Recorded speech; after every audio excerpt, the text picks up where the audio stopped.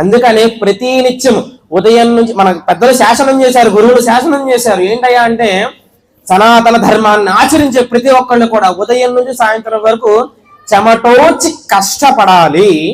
సాయం సంధ్యా సమయంలో సూర్యాస్తమయం దగ్గర నుంచి ఈ యొక్క పురాణాలన్నింటినీ కూడా శ్రవణం చేయాలి. దానివల్ల ముందు రోజు కానీ ఆ రోజు కానీ పొర్రపాటున ధర్మంలో ఏమైనా వైక్లభ్యం కలిగితే అరే అరే అరే ఈ రోజు నేను కృష్ణ భాగవతం వింటున్నాను, దేవి భాగవతం వింటున్నాను, కాబట్టి నేను చేసిన తప్పు ఇది, కాబట్టి రేపటి నుంచి అది చేయకుండా ఉండాలనేది దృఢం పెరుగుతుంది.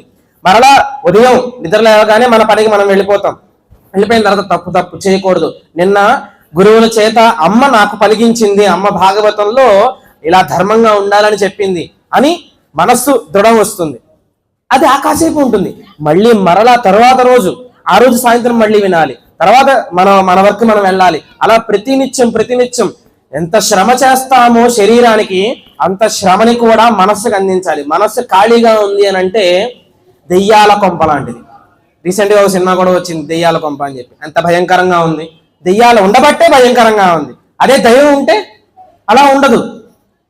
మన మనస్సు కూడా ఖాళీగా ఉంది అనుకోండి, కామ క్రోధ లోభ మోహ మలమాశ్చర్యటువంటి దెయ్యాలన్నీ కూడా ఆవరింపబడతాయి. ఆవరింపబడి ఈ కాసేపేగా వదిలేద్దాం, తర్వాత చూసుకుందాంలే, లేదా బయటికి వెళ్ళినప్పుడు మనం నటిద్దాం, మంచిగా పట్టుబట్ట కట్టి న్యామాలు పెట్టి దిండుగా ఉందాం అనేటువంటి మనస్సు తిప్పేస్తుంది. అలాగా మనం కావాలని చెయ్యకపోయినప్పటికీ కూడా మనస్సు ఆ వైపు లాగేస్తుంది. దాన్ని దృఢతరం చెయ్యాలి అని అంటే ఉదయం నుంచి సాయంత్రం వరకు చెమటోర్చి కష్టపడాలి. ఆ యొక్క కష్టం మనసుకు కూడా అందించి ప్రశాంతంగా కూర్చుని భగవంతుడి యొక్క నామాన్ని చెప్పాలి. భగవంతుడి యొక్క చరితామృతాన్ని నిరంతరం చెవులతో త్రాగాలి. ఇప్పుడు వేసవికాలం మనం అందరం కూడా ద్రవ్య పదార్థాలు స్వీకరిస్తూనే ఉన్నాం. దానివల్ల శరీరం పడిపోకుండా దృఢంగా ఎలాగైతే ఉంటుందో మనస్సు కూడా జారిపోకుండా ఆ యొక్క అమృతాన్ని భగవత్ చరితామృతాన్ని నిరంతరం తాగిస్తూ ఉండాలి. ఆ తాగించిన నాడు మాత్రమే దృఢంగా ఉంటుంది. మరి తాగించడానికి కావలసినటువంటి ఎసెన్స్, ఆ యొక్క సారము 2500 సంవత్సరాల క్రితం అంతర్ధానం అయిపోయింది, లేదు, కనుమరుగైపోయింది. ఇప్పుడు ఉదాహరణకి ఏకాదశి ఉపవాసం మనందరికీ తెలుసు. మన ప్రతి నెలలో శుక్లపక్షంలో కృష్ణపక్షంలో ఏకాదశి తిథి వస్తుంది. ఏకాదశి తిథి నాడు మనం ఉపవాసం చేస్తామని మన శాస్త్రంలో ఉన్నది. చేసేవాళ్ళు చేస్తూ ఉన్నారు, ఆరోగ్యస్థితి లేని వాళ్ళు దాన్ని తగ్గట్టుగా చేస్తూ ఉన్నారు. కానీ 2500 సంవత్సరాల క్రితం కొంతమంది వ్యక్తులు ఈ వేదంలో ఉన్నటువంటి కొన్ని లూప్ హోల్స్ ని పట్టుకుని ఏకాదశి ఉపవాసం ద్వాదశి పారణ అని చెప్పి శాస్త్రం విధించింది. ఏకాదశి ఉపవాసం చేసినటువంటి వాళ్ళకి సూర్యోదయం అవ్వగానే వెంటనే మరుసటి రోజంతా కూడా ఉపవాసంతో శరీరం సృష్టించుకుపోయి ఉంటుంది. కాబట్టి సూర్యోదయం అవ్వగానే ఏదో ఒకటి భుజించమని చెప్పింది శాస్త్రం.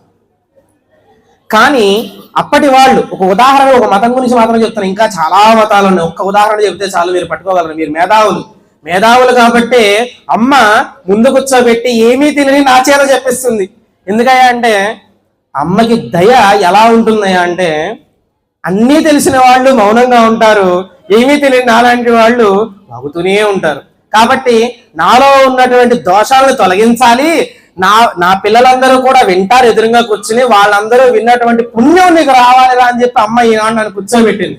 కాబట్టి ఆనాడు 2500 సంవత్సరాల క్రితం ఏకాదశి ఉపవాసం అది కాసేపు పక్కన పెట్టేసి ద్వాదశి పారణ ఈ పదాన్ని ఒకటి పట్టుకున్నారు. శాస్త్రంలో ఉన్నదే అది. కానీ ఏదైనా సరే ఒక దాన్ని పట్టుకుంటున్నాం అంటే పూర్వాపరాలు పరిశీలించాలి ఖచ్చితంగా.